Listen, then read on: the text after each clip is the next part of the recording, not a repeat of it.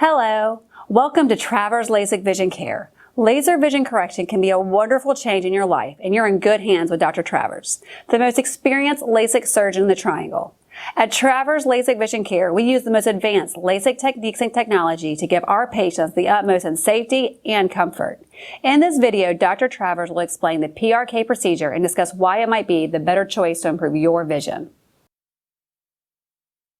Sometimes when people come in for a laser vision correction consult, they are told that they would make a better candidate for a procedure called PRK instead of LASIK. Basically, I use my clipboard as a model of the cornea. The cornea is the clear part of the front of the eye that sits over the colored part of your eye. It's what you touch when you put your contact lenses on. It is a layered tissue. And so it has different layers to it. If you would use my clipboard as a model, it has a thin top layer like this green sheet.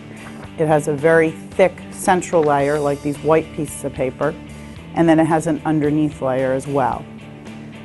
When we do PRK, what we are doing is we are simply removing the top layer of cells, which are corresponding to this green sheet of paper. So we can soak these cells in a dilute alcohol solution, and they simply wipe aside with an almost Q-tip-like sponge. And we expose the underneath layer. The laser then is used to remove tissue from this underneath layer to reshape the cornea, to correct the prescription. We then wait for this top layer of cells to grow back. It does take about 4 or 5 days for this top layer of cells to completely grow back. As opposed to LASIK, when we do the LASIK procedure, we create a lid or a flap. The lid or the flap has some thickness to it. It has that top layer and it has some of the middle layer in it as well. We reflect the flap back, but we're exposing the same tissue in the cornea, that middle layer, which is what the laser needs to reach to correct the prescription. The laser then will remove tissue to correct the prescription in the exact same fashion as it removes it with PRK. In fact, the laser really has no idea whether I've created a lid or a flap or whether I've removed the surface cells. The laser is programmed the same way in either procedure. So the results are the exact same for PRK and LASIK because we're doing the same thing. Only instead of waiting for these surface cells to grow back, we simply reflect the flap back, and just the edges have to seal over, which occurs overnight. Some patients make a better candidate for the PRK procedure for a variety of reasons. One of the more common reasons can be, I tell folks, it's like being born short or tall. You can be born with a lot of thickness, a lot of white pieces of paper here in your cornea, or a little bit, and there's a range of normal. Some people, if they have thinner corneas, will not have enough room to take up space creating a lid or a flap, and therefore they would be better suited for the PRK procedure. I'm often asked by patients, what about the discomfort after surgery? Is there more discomfort with the PRK procedure as opposed to LASIK? With LASIK, when you go home that night, for the first 6 hours, the eye is a little uncomfortable. We tell people to go home and try to sleep. After 6 hours, that dissipates, and that's pretty much it with LASIK. Most people are fine after that. With PRK, the first few days you will have a contact lens in your eye. We put a clear lens over the surface of the eye that has no prescription in it. You don't do anything with it. We put it in, we take it out. It protects those surface cells so that they can heal underneath, very similar to a Band-Aid on a scratch. It stays in the eye for about 4 or 5 days. Usually while that is in the eye, patients will complain of feeling like they have a dirty contact lens in the eye. There usually isn't much more discomfort beyond that. Many years ago, when we used to do PRK, it was uncomfortable. So sometimes I will tell people, if they do their internet research or talk to friends who had it done 5, 6, 7 years ago, they may describe that it was very uncomfortable the first couple of days. We have some new techniques that we use. There are new materials in the contact lenses that now make anything beyond a mild discomfort, again feeling that they have a dirty contact lens in the eye, really almost unheard of. We do give patients a pain medication prescription just in case, and I tell folks that 1 or 2 out of every 10 patients will take 1 or 2 tablets of the pain medication, and it's usually at night when they're going to bed. They say, well, my eyes were bothering me, I thought I would take something to help me get to sleep. Most people choose the LASIK procedure because there is a quicker recovery from LASIK. When we put the flap back down, the healing that occurs overnight is for the edge of the flap to seal. So people come in the next day after LASIK and they see very well. It's a very quick recovery. With PRK, we skip the step of creating the flap. So arguably, some people consider PRK slightly safer than LASIK because we don't have to create a flap. We kind of skip that step and any issues that could be involved in that step. But you do need to wait for these surface cells to grow back.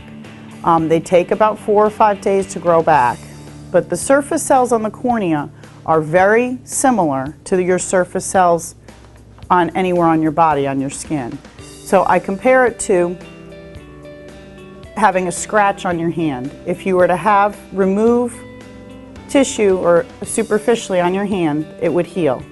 It would close in, you'd put a Band-Aid on, it would close in 4 or 5 days, you would take your Band-Aid off and say, oh, it's healed. But you would still see a mark where you scratched yourself. It would take a couple of weeks before you looked down at your hand and said, I cannot tell I did anything there anymore. During those couple of weeks, those cells are remodeling and repositioning. The vision during those 2 to 3 week period is a little blurry. People usually still drive their cars, they usually still go to work, but they may have a day or 2 in that first 3 week period where they get home from work or they get home from picking up their kids and they say, I didn't really feel great on the roads, my vision was pretty blurry today. It's not every day that it's like that, so I tell people you don't change your life for those 3 weeks. But you just have to realize that you may have some frustrating days during those 3 weeks. I'm often asked by patients, what are the potential complications of the PRK procedure? And I'll highlight some of the bigger ones here today. One of the things I tell patients, while the contact lens is in the eye, that they are susceptible to infection. And we do give you an antibiotic drop, which covers most bacteria that are out there. In all the years I've been doing this, and I've only seen 1 infection, which did clear with appropriate treatment with no loss of vision. The second thing that we tell people is there have been reports of a haze formation on the cornea after the PRK surgery. Normally your cornea is a clear piece of tissue like a window, and you can get kind of a clouding of that window with PRK. There's a couple of things that we do. One, during the surgery we do apply a medication that very effectively prevents the haze formation. There are more minor complications that can occur with PRK. Similar to LASIK, the eye is going to be a little bit dry after surgery. Most doctors believe that PRK induces a little bit less dryness than LASIK. That is because we are not going quite as deep, again, into the cornea because we're not creating that flap. I'd say 99% of symptoms are gone by about 3 months out. Some people will consider an under and overcorrection a complication.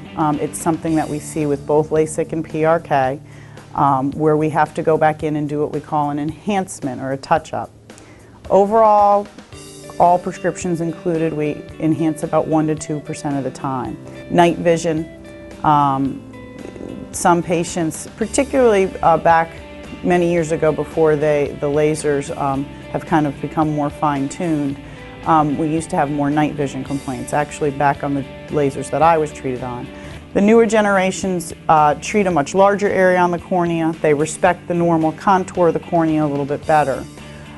Patients will get a short-term issue where they'll notice at night a little bit more glare and halo than what they're used to. That usually dissipates by 2 to 3 months out. Most of those complaints are gone. I personally do not have anybody under my care right now with any long-term glare and halo effects. Some folks may say if you have an excessively large pupil, you are at an increased risk for having a nighttime glare and halo effect. Again, I have not found that to be the case with the newer generation lasers, but you can never say it's not a possibility. The last question that I usually get asked quite frequently about is, can I go blind? And I tell folks, I have not had any of my own patients go blind. I have not read about anybody in my medical journals going blind from LASIK or PRK. However, whenever you do any type of procedure to the eye, I don't care if you're having cataract surgery or getting your lids lifted or doing LASIK or doing PRK, it will always be listed on the consent form, because you can create scenarios where in theory that could happen, but I don't think it's much of a reality, but it will always be seen there on the consent form. Patients will often ask me, do I need to plan anything, any additional time off if I'm going to have PRK instead of LASIK? And my answer is usually no, with a couple of cautions. With LASIK, the recovery is easier. People are up and running the next day. Their vision is surprisingly good. They really don't miss much of a beat. They can go back to work, drive their car.